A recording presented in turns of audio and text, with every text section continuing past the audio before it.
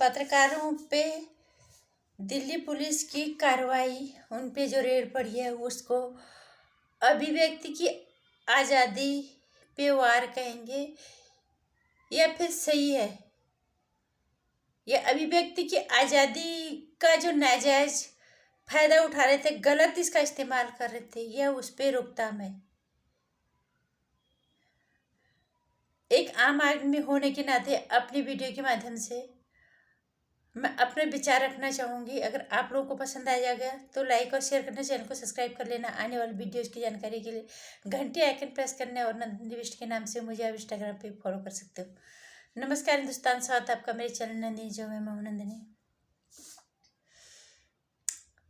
Delhi police की कार्रवाई हुई है न्यूज़ क्लिक सहित कई बड़े पत्रकारों पे। अब बहुत सारे लोग इस पे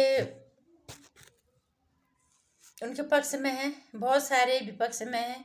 और मैंने कुछ दिन पहले कहा था ना, हमारे देश में एक ऐसी विचारधारा आ गई जो हम हर इंसान एक ही तरह का चश्मा लगाना चाहता है, जिससे वो उस चश्मे से सिर्फ अपने नज़रिए से उसको जो देखना है, जिसको उसको पसंद करना है, उसको उसी को ही हर हालत में स्वीकारना है, उसी को ही पसंद करना है, चाहे वो कितना ही गलत भी हो जाए। ये नहीं सोचते कि हम लोकतांत्रिक देश में है, देश हमारे भी है, सही और गलत को हम परखें। ये कोई इस चीज़ पे सोचता नहीं है, जबकि सोचना चाहिए। एक आम नागरिक होने के नाते आम नागरिक को ये सोचना चाहिए और ज़रूरी भी है, नहीं तो भुगतेंगे कल को सभी। क्योंकि पत्रकारिता विश्वसनीयता के अंदर विश्वसनीयता खत्म ही नहीं होगी, नुकसानदायक बनती जा रही है दिन पर दिन। दिल्ली पुलिस की जो रेड पड़ी है पत्रकारों पे, न्यूज़ क्लिक के सहित, उनका ये कहना है कि ये चीन के एजेंडे पे, चीन से फंड लेके देशद्रोही काम करे, इस तरह का कुछ उनका कहना है।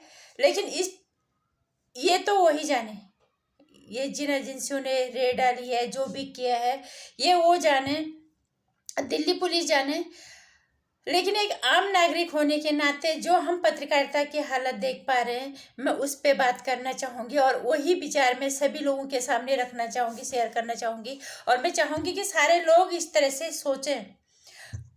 पत्रकारिता लोकतंत्र के चौथा जो ये स्तंभ है, इसको बचाने की जिम्मेदारी होती है पत्रकारों पे। और यही मीडिया आज कई धड़ों में बढ़ चुका है, और ख़ासकर दो धड़े मीडिया के हो चुके हैं। एक वो जो मेन स्ट्रीम मीडिया है, जिसे गोदी मीडिया का नाम दिया जाता है, और एक वो जो अपने आप ही अपने में ईमानदारी का तमगा लिए मेन स्ट्रीम मीडिया से जो मुख्य पत्रकारिता वहाँ से बाहर चल रहे हैं, अपने आप को ईमानदार साबित किया है उन्होंने, खुद ही तमगा लिए बैठे हुए हैं वो। और उनकी पत्रकारिता कितनी सही है, इस पे भी बात करेंगे। लेकिन अभी जो कुछ दिन पहले ही जो इंडिया गठबंधन बना है, इसने मेन स्ट्रीम मीडिया, जिसे गोदी मीडिया का नाम दिया है, उसके 14 पत्रकारों को, जो बड़े इनके एंकर थे, जो बड़े पत्रकार थे, उनको इन्होंने बैन किया है। बिल्कुल सही किया है, क्योंकि हमें नहीं लगता मेन स्ट्रीम मीडिया में भी पत्रकार उतरे ईमानदार हैं। हमारे देश में, मैंने कहा ना, 2 तरह का मीडिया हो गया। वैसे तो बहुत टुकड़े हो गए, लेकिन 2 तरह का मीडिया मेन हो गया। एक तो वो जो मेन स्ट्रीम मीडिया से बाहर चल रहे हैं, जो अपने आप को ईमानदारी का तमगा खुद ही लिए घूम रहे हैं, अपने आप को ईमानदार पत्रकार कहते हैं। और एक वो जो मेन स्ट्रीम मीडिया में है, जो जिन्हें गोदी मीडिया का नाम दिया जा रहा है। गोदी मीडिया ज़रूरत से ज़्यादा मीठा परोसती है, और मेन स्ट्रीम सो कॉल ईमानदार मीडिया जो है, वो ज़रूरत से ज़्यादा जहर फैलाने का काम करती है, लोगों के दिलो दिमाग में, लोगों के कानों में जहर भरने का काम करते हैं। मेन स्ट्रीम मीडिया जो गोदी मीडिया है, उन्हें सरकार की बुराई नहीं दिखती, और जो ईमानदार पत्रकारिता का तमगा लिए बैठे हैं खुद ही, उन्हें सरकार की अच्छाइयाँ नहीं दिखती, उन्हें सरकार के अच्छे काम नहीं दिखते। तो अब कैसे अंदाजा लगा सकते हो कि कौन सा मीडिया सही है? मेन स्ट्रीम मीडिया को गोदी मीडिया इसलिए कहा जाता है क्योंकि उन्हें लगता है कि वो सरकार की ही तारीफ करते हैं। हमें तो ये लगता है, क्या उनको इस चीज़ का एहसास है उनको, हमें तो ये लगता है कि हाँ सरकार, क्योंकि मीडिया का काम ये नहीं होता कि सरकार की सिर्फ तुम तारीफ ही करो, ये काम मीडिया का नहीं होता। मीडिया का काम होता है जो चीज़ें जैसे वैसे रखो, जनता को जागरूक करो। अगर सरकार कुछ गलत कर रही है, देश के अहित में कोई काम हो रहा है, उसको करो, उससे जनता को जागरूक करो, सरकार से सवाल पूछो, ये काम होता है मीडिया का। लेकिन मेन स्ट्रीम मीडिया, जिसे गोदी मीडिया कहा जाता है, वो क्या करती है? वो सिर्फ सरकार की तारीफ करती है, वो सरकार की खामियां उन्हें दिखती ही नहीं है। जबकि हम इस चीज़ का कई दफ़े हम इसको महसूस करते हैं कि सरकार की कई गलतियां हैं, सरकार को, मीडिया को सवाल पूछना चाहिए, नहीं पूछते हैं। इतनी तारीफों के पुल बातें इतना मीठा होते हैं कि वो मीठा खतरा बनते जा रहा है। और अब जो मेन स्ट्रीम मीडिया से बाहर चल रहे हैं, गोदी मीडिया, जिन्होंने नाम दिया है इन्हें गोदी मीडिया, मेन स्ट्रीम मीडिया को जिन्होंने गोदी मीडिया का नाम दिया है, वो उनमें सारे बड़े बड़े पत्रकार हैं। अभिसार शर्मा, रवीश कुमार जी, पुण्य प्रसून वाजपेयी, सारे बड़े बड़े ही हैं। और खुद ही उन्होंने अपने आप को, हम ईमानदार हैं। कहाँ से ईमानदार हो? चलो ठीक है, जो गोदी मीडिया है, जो मोदी जी के इशारों पे काम करते हैं, तुम्हारे हिसाब से, सरकार के हिसाब से काम करते हैं, वो गोदी मीडिया हो गया। लेकिन जो राहुल गांधी के चरण वंदना करते रहते हो तुम, दिन रात उसी के चरणों में बैठे रहते हो, तो इसे क्या कहोगे? जो दिन रात आप हर जगह राहुल की ही, आपको राहुल की कमियां नहीं दिखती। जिस राहुल के की क्षमता पे ओबामा ने भी सवाल उठाए थे कि उनके अंदर प्रधानमंत्री के या किसी नेता, किसी पार्टी के नेतृत्व करने का या देश के नेतृत्व करने की क्षमता पे सवाल उठाया था, आप उसी राहुल गांधी के चरण वंदना करते रहते हो। आपको उसके अंदर कोई कमियां नहीं दिखती, क्यों? ये किस तरह की पत्रकारिता है? आपके अंदर अगर दम है, आप सच में कहते कि हम ईमानदार पत्रकार हैं, हम ईमानदार पत्रकार हैं, हम, और हम देश हित चाहते हैं, हम राष्ट्र हित चाहते हैं, हम लोकतंत्र को बचाने के लिए मेन स्ट्रीम मीडिया से बाहर चल रहे हैं, इसीलिए तो आपके अंदर हिम्मत होती कि मोदी जी के सामने कोई ऐसा सशक्त व्यक्तित्व तो खड़ा करते, ऐसा लीडर खड़ा करते, जो लोग कहते कि हाँ, इसको कहते हैं पत्रकारिता। इन्होंने मोदी जी के टक्कर का कोई बंदा खड़ा किया है। आप क्या कर रहे हो?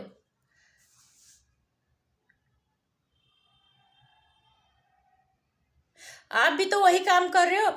वो मेन स्ट्रीम मीडिया के अंदर गोदी सेवा कर रहे हैं, मोदी जी की सेवा कर रहे हैं, आप मेन स्ट्रीम मीडिया से बाहर चल रहे हो, राहुल की चरण वंदना कर रहे हो। क्या फर्क रहा है दोनों में? आप भी तो बताइए ना जरा, आप कहाँ सही हो? क्या सरकार का 14 साल के अंदर सरकार का कोई काम अच्छा नहीं है ना? 2014 के बाद 10 सालों के अंदर, और 70 सालों के अंदर अगर काम अच्छा हुआ तो हमारा देश गरीबी क्यों झेल रहा है? अगर ये दूसरे सरकार के लोग गरीबों की इतने हितैषी थे तो 70 साल से सरकार हमारे देश में गरीबी की मार क्यों झेल रहा था? अगर ये मुस्लिमों के हितैषी थे तो मुस्लिम आज इतने कम आबादी होने के बावजूद भी ये क्यों कमजोर है?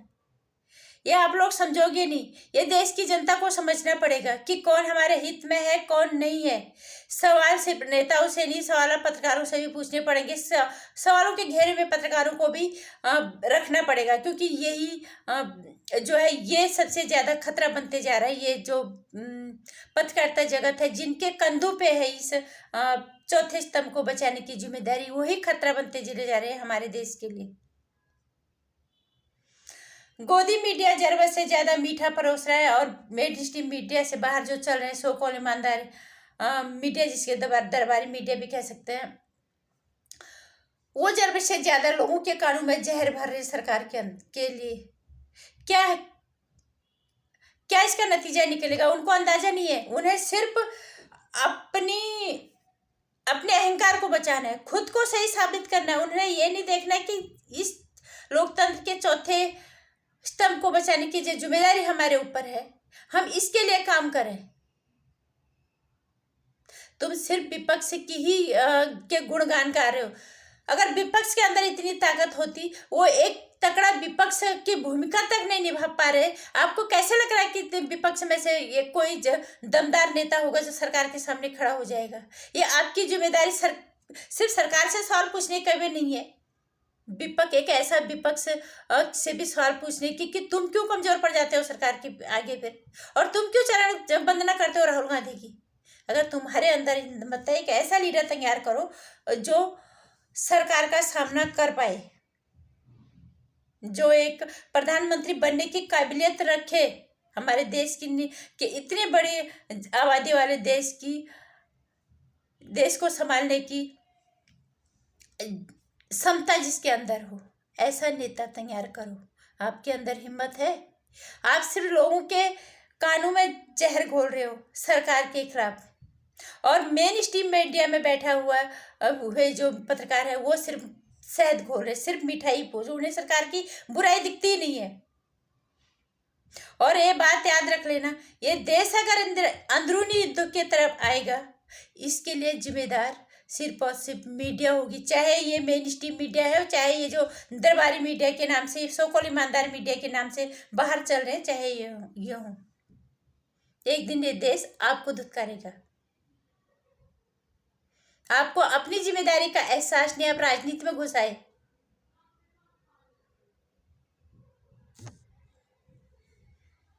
हमारा देश एक दिन